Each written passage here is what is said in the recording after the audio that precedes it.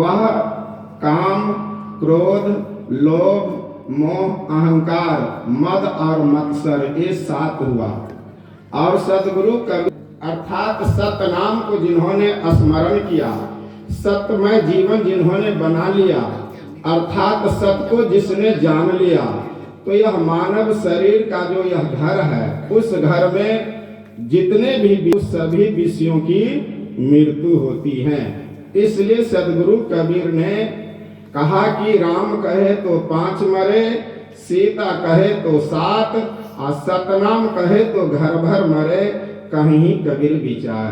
सदगुरु कबीर साहब ने विचार करके कहा कि जिन्होंने सत्य को जान लिया, जिन्होंने सत्य को अपने जीवन में उतार लिया, सत्य पथ पर चलने का यदि उन्होंने साहस कर लिया, सत्य पथ पर चलने का मतलब होता है लोहे का चना चबाना, अर्थात टेढ़ी खीर के सत्य की ओर चलना चाहिए। इसलिए सदगुरु कबीर कहते हैं कि साच बराबर तप नहीं, झूठ बराबर पाप,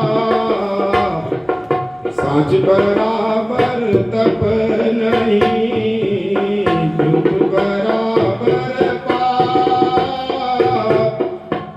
जाके हृदय साच है, ताके हृदय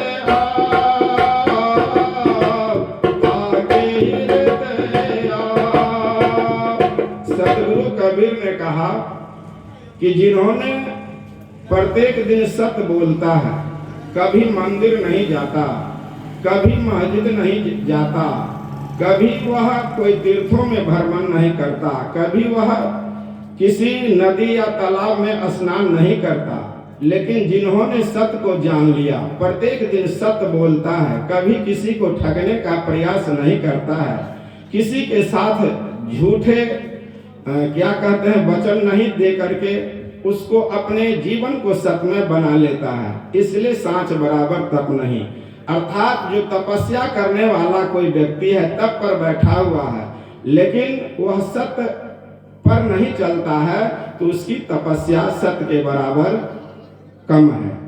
जिन्होंने अपने जीवन में सत्य को पहचान लिया, सत्य को उतार लिया, वही तपस्वी है। तपस्वी किसको कहा? जिसका जीवन सत्यमय हो चुका है। झूठ बराबर पाप, जो व्यक्ति झूठ बोलता है, दुनिया को ठगने का प्रयास करता है, सदगुरु कबीर ने कहा इस संसार में सबसे बड़ा पापी कौन है? झूठ बोलने वाला। साँच बराबर तप नहीं, झूठ बराबर पाप, आजा के हृदय साँच है, ताके हृदय आप। जिसका हृदय पवित्र पावन है, वह व्यक्ति अपने घट में ही परमात्मा का अनुभव कर सकता है। श्रोताओं, आज तक किसी ने परमात्मा को नहीं देखा, कारण परमात्मा का कोई न तो रूप है, न तो रंग है, इसलिए वह निराकार है। आपने फूल को देखा होगा, लेकिन सुगंध को किसने देखा? सुगंध को आंख से नहीं देखा जा सकता है, सुगंध को तो अनुभव किया जा सकता है नाक से। इस तरह से परमात्मा का अनुभव किया जा सकता है मेडिटेशन के द्वारा, अर्थात ध्यान के द्वारा। और ध्यान की प्रक्रिया को जानने के लिए सदगुरु कबीर कहते हैं कि मुझे गुरु की आवश्यकता होती है। जब तक गुरु के सानिध्य में नहीं चलेंगे, तब तक हम मेडिटेशन की प्रक्रिया को नहीं जानेंगे। सदगुरु कबीर ने संध्या पाठ में इशारा किया है कि इंगला पिंगला के घर जाई, सुषमणि नारी रहे लौलाई, ओ हम सो हम तत्व विचारा, बंक नाल में किया सम्हारा, मन को मार गगन चली जाई, मान सरोवर पैठ नहाई, अनहद नाद नाम की पूजा, ब्रह्म बैराग देव नहीं दूजा, छुट गए कसमल मिले अलेखा, यह नैनन साहब को देखा। ये जो बाएं हाथ की जो ये नाक का छिद्र है, इसको इंगला नाड़ी कही गई है, दाहिना को जो है सुखमना नाड़ी कही गई है। और जब दोनों सांस चलने लगता है, उसको जो है इंगला पिंगला और सुखमना, ये इंगला और ये पिंगला, और जब दोनों सांस चलता है तो उसको सुखमना। जिस समय में सुखमना नाड़ी चलती है, अर्थात नाक के दोनों छेद से जब सुखमना नाड़ी चलती है, उस समय योगी ध्यान पर यदि बैठता है और गुरु के बताए हुए मार्ग पर चलता है, तो वह व्यक्ति ध्यान की प्रक्रिया अर्थात मेडिटेशन को जान सकता है। और परमात्मा का जो परम प्रकाश है, जिसका न तो कोई रूप है, न रंग है, न आकार है, इसलिए निर्गुण निराकार की प्राप्ति तब हो सकता है।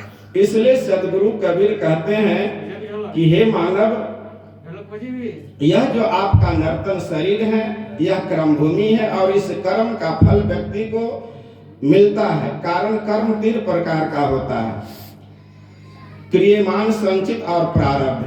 3 प्रकार का कर्म होता है, क्रियमान, संचित और प्रारब्ध। इन तीनों कर्मों का फल व्यक्ति को वर्तमान समय में भी, इस जन्म में भी भोगना पड़ता है और अचानक उसकी मृत्यु हो जाती है तो अगले जन्म में भी उसको कर्म का फल भोगना पड़ता है। एक दृष्टांत देते हैं, वो आप लोगों ने विश्वामित्र का नाम सुना होगा। उसका प्रथम नाम था देवव्रत। वह आजीवन बाल ब्रह्मचारी था, तपस्वी था, लोग ऋषि कहकर के पुकारते थे। लेकिन पूर्व जन्म में वह राजा था। अपने राज्य काल में वह जाता था शिकार खेलने के लिए। जब वह शिकार खेलने के लिए जा रहा था तो अचानक रास्ते में सर्प मिला। वह सर्प से बचने के लिए बाएं जाता था तो सर्प बाएं से घेरता था, दाएं जाता था तो दाएं से घेरता था, आगे बढ़ता था तो सामने से अटैक करता था। स्थिति ऐसी आई कि अंत में उन्होंने अपने प्राण को बचाने के लिए क्या किया, कंधे से भाला उतारा और यूं आकार से सर्प को बेच दिया और यूं आकार से घुमा करके दूसरे जंगल में फेंक दिया। तो जाकर के कांटा के ढेर पर गिरा। जब वह कांटा के ढेर पर वह सर्प गिरता है तो उसको क्या होता है, अंगों में जो है कांटा चुभ गया। कांटा चुभ जाने के कारण बहुत दिनों के बाद विश्वामित्र का जो है, उस सर्प का बहुत दिनों के बाद मृत्यु होती है। वह राजा था और अगले जन्म में वही देवव्रत बनता है जो गंगा के कुंभ से पैदा लिया था। प्रिय श्रोताओं, जब उन्होंने सत्य यह किया था कि हम तुम्हारे साथ तब शादी करेंगे जब हम अपने जीवन काल में जो काम करना चाहेंगे उसमें तुम विघ्न नहीं डालोगे। गंगा से उसकी शादी हो जाती है। कुछ वर्षों के बाद संतान होता है।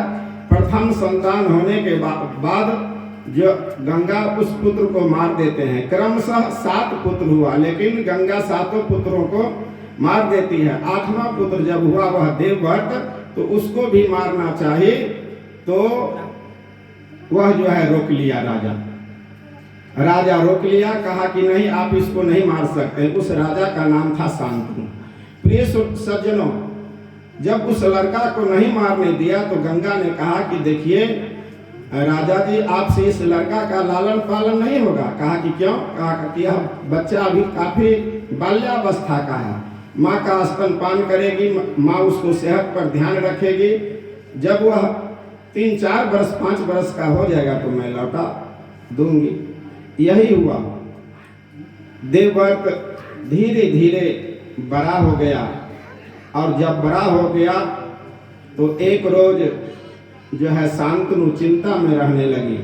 एक सुंदर लड़की को उन्होंने देखी और उससे विवाह करना चाहा, लेकिन जिसकी लड़की थी उन्होंने कहा कि हाँ राजन, आपसे मेरी बेटी की तो शादी हो गई, लेकिन शर्त यह है कि इसके कोख से जो संतान उत्पन्न होगा वही हस्तिनापुर का राजा बनेगा। इस पर उन्होंने शादी करना विचार छोड़ दिया। उस दिन से उदास रहने लगा। जब देवव्रत विचार किया कि पिताजी क्यों उदास रहते हैं, तो कहा कि आपके पिता जो हैं शादी करना चाहते हैं। कहा कि इसीलिए